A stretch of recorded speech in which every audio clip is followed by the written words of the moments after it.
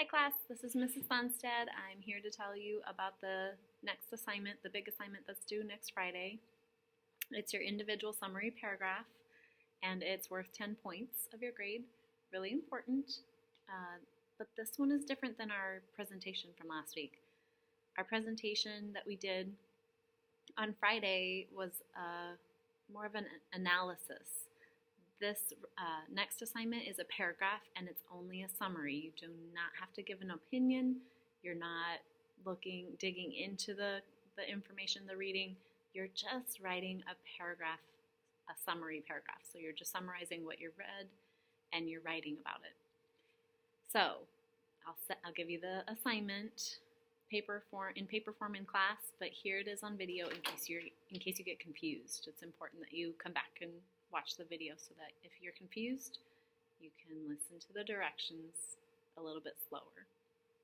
So students will provide an individual written summary of a civil literacy article, that would be our Newsleah articles that we've already read, to provide evidence of understanding how to apply the summary graphic organizer to your reading.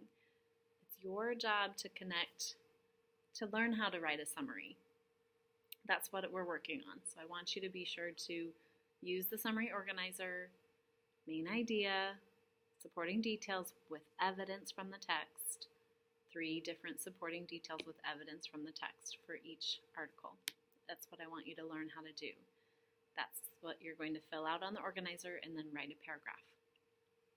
So the directions are, first, choose one Newsleah article that you have already read. One you've already read. You can choose one you haven't read, but I'm saying you can choose one you have already read. That's okay. Read it over, read it again. Be really careful not to skim it. Take time, really think about things that you haven't thought about before. Read it clearly, and pull out those really important pieces, because you're looking for that main idea. What's the main idea of the whole article? Because you may have missed it before, and that may have been why you missed points on your previous bell ringers. Incomplete sentences, number 2, your second job. Incomplete sentences, fill out the summary organizer. The reason I want you to do complete sentences on your summary organizer is because you're going to use that organizer to create your paragraph. And that's going to be very important when you go to write your paragraph, because if you've already forgotten capitals, periods, and it doesn't make sense, it's not clear, your paragraph is going to end up not being clear as well. So you want to do a really good job on your paragraph, or on your summary organizer, so that you can do well on your paragraph. Number 3, write a full paragraph utilizing your summary organizer. Remember to write in complete sentences, capitals and periods, really important. This is the tricky part, okay? So when you write a paragraph, you don't just write everything that's on the organizer. You actually have to consider what comes first, how you're going to make it sound like it flows, first, then, next. All of those type of connections are really important to your writing. So if you're struggling with that part, write out what you got, your first draft, and then read it. If it doesn't make sense, see where it doesn't make sense and try again. If you want some extra help, I'm available during success time, and I can help you with those connections if you need that. Number 4 says, this is a summary and should not have any opinion. That's really important. I'm saying that again and again because this is a summary, not an analysis. What we did on our presentation was an analysis, and that was really, you guys did an outstanding job on that. This is a summary, so it's just taking out main idea, supporting details of that main idea with evidence from the text. That's your job, okay? There's no opinion in this summary paragraph.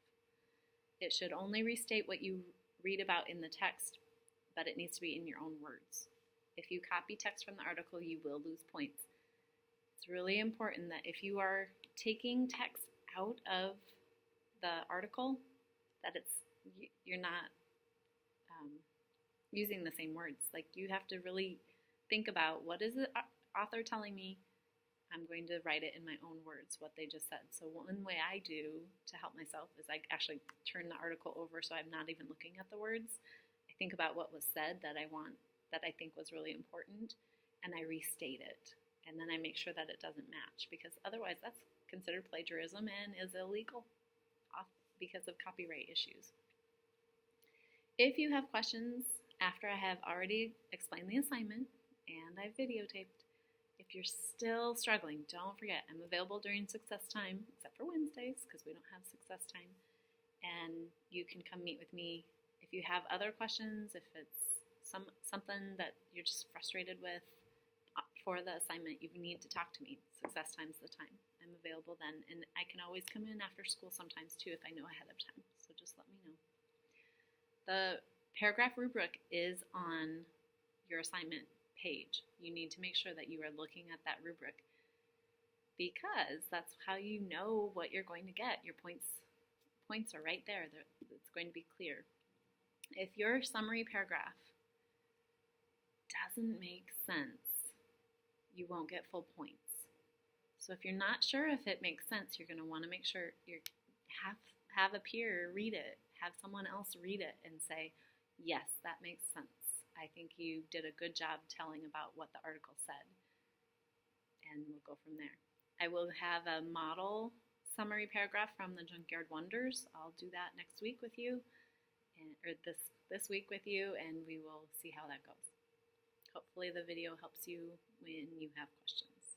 Have a good week. Bye, guys.